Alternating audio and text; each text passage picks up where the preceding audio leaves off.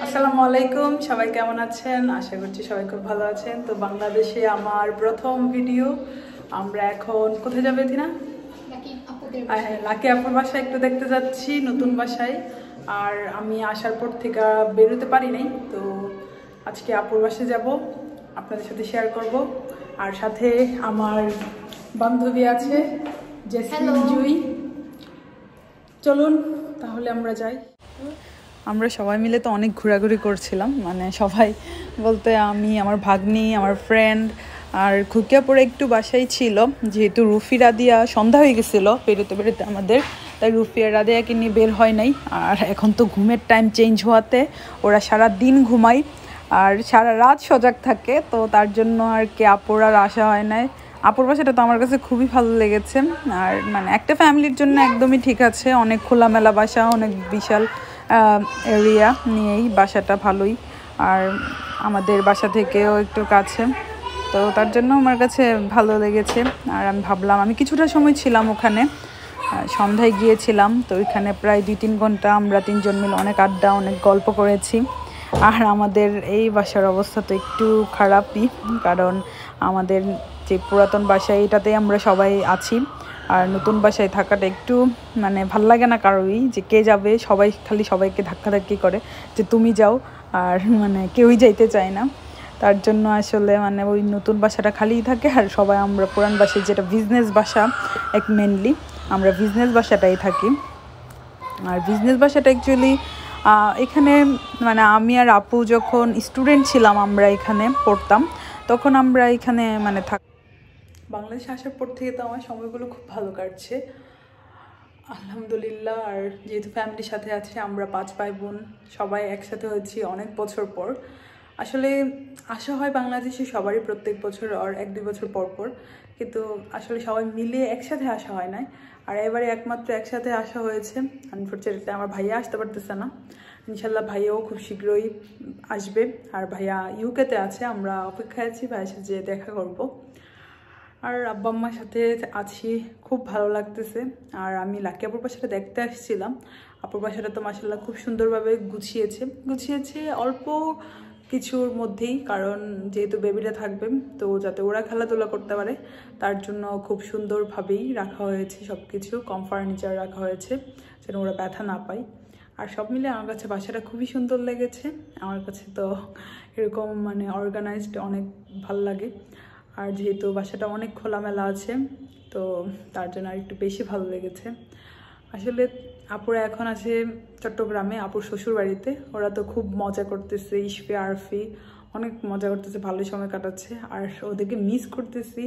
আর আমাদের এদিকে আছে রাদিয়া, রুফি, আমার আরও অন্য ভাগ্নিরা।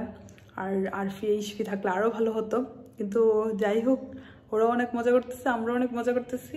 আপনাদের সাথে সব কিছু আস্তে আস্তে আমরা সব কিছু শেয়ার করব। সবাই ভালো থাকবেন, সুস্থ থাকবেন, আল্লাহ হাফেজ। আর আমি আপনাদেরকে পরিচয় করে দিচ্ছি, ও হচ্ছে এথিনা, আমার বড় আপুর মেয়ে। আর ও হচ্ছে জুই, আমার ফ্রেন্ড প্লাস কাজিন। আর ও আমার খুব ভালো ফ্রেন্ড। আমরা ক্লাস ছোটোবেলা থেকেই সেম স্কুলে পড়ালেখা করেছি, সেম কলেজে পড়েছি। ইভেন আমাদের সবসময় পরীক্ষার সময় প্রায় পাশাপাশি সিট পড়তো। হ্যাঁ, তারপরে ও মানে আমরা গ্রুপ সিলেকশনের ক্ষেত্রেও আমি আর ও সবসময় সেম গ্রুপই নিতাম, সব কিছুতে আমাদের খুব ভালো ফ্রেন্ডশিপ ছিল। আর আমরা তো মানে ছোটবেলা থেকেই মানে আমার কাছে খুব ভালো লাগতো যখন মানে সেম ড্রেস পরতে।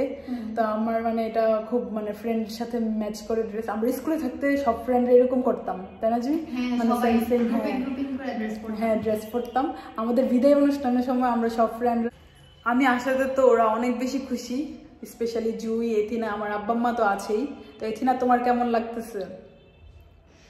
আসলে এটা মানে বলে বুঝাতে পারবো না, মানে এতটা ভালো লাগতেছে। মানে ছোট থেকে আমি আর খালামনি আমরা একসাথে খাওয়া পড়া, মানে বলতে গেলে সবকিছুই একসাথে হইতো।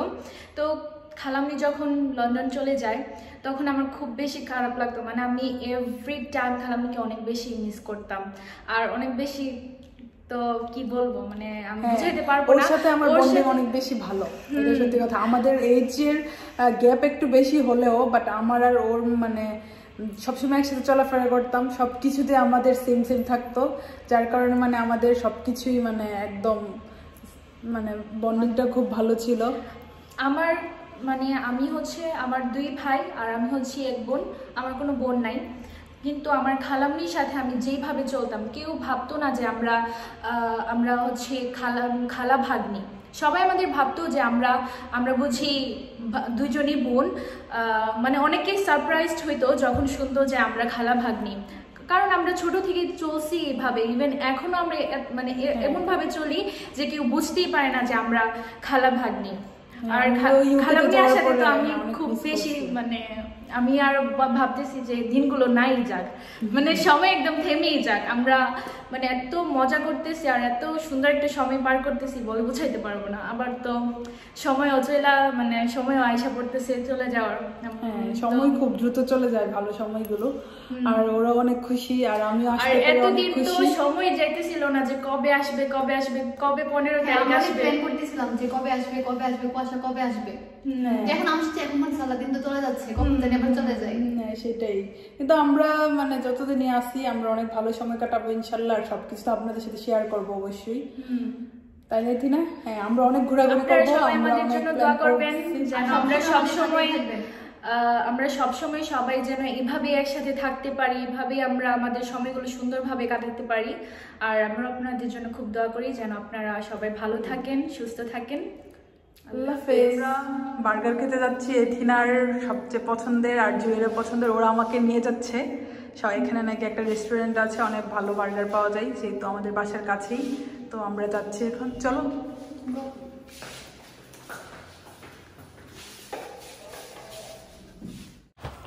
আমরা এখন যাচ্ছিলাম ফুচকা খেতে, ফুচকা আর বার্গার, যেহেতু অনেক দিন ধরে মানে খাওয়া হয় না। আমি বার্গার ইউকেতে খেয়েছি, তো বাংলাদেশের মতো তো আর মজা না। আমরা যেহেতু বনশ্রীতে লং টাইম ধরে থাকি, তো বনশ্রীর একটা বার্গারের দোকান ছিল, ওইটা আমার কাছে তো খুব ভালো লেগেছিলো ওই বার্গারটা। তো আমি ওইটাতেই যাচ্ছিলাম আর ভাবছিলাম যে ফুচকাও খাবো। আর আমরা যেহেতু ফুচকা খাবো তার জন্য আমি ছোটো বার্গারই নিয়েছিলাম, যাতে করে মানে খেয়ে শেষ করা যায়। আর এখানের বার্গারটা খুবই মজা ছিল, খুবই আমার কাছে তো এই বার্গারটা খুব অসাধারণ লাগে। আর আমরা আসলে রাদিয়াও আসছিল আমাদের সাথে, রাদিয়া ওই খেলনা কেনার জন্য আসছিল, আপু নিয়ে আসছিল রাদিয়াকে। আর আমরা ফুচকা খাচ্ছিলাম, এথিনা, আমি, জুই। আপুর জন্য অর্ডার করেছিলাম, বাট রাদিয়া বলতেছিল বাসায় চলে যাবে, তার জন্য ওকে নিয়ে বাসায় চলে গেছে। আর ফুচকাটা তো কি বলবো, ফুচকা একদম অনেক বেশি অসাধারণ ছিল। আমার কাছে তো প্রায় 1 বছর পর ফুচকা খেয়ে খুবই ভালো লেগেছে। আশা করি আপনাদের কাছেও ভালো লাগবে। সবাই ভালো থাকবেন, সুস্থ থাকবেন। আল্লাহ হাফেজ।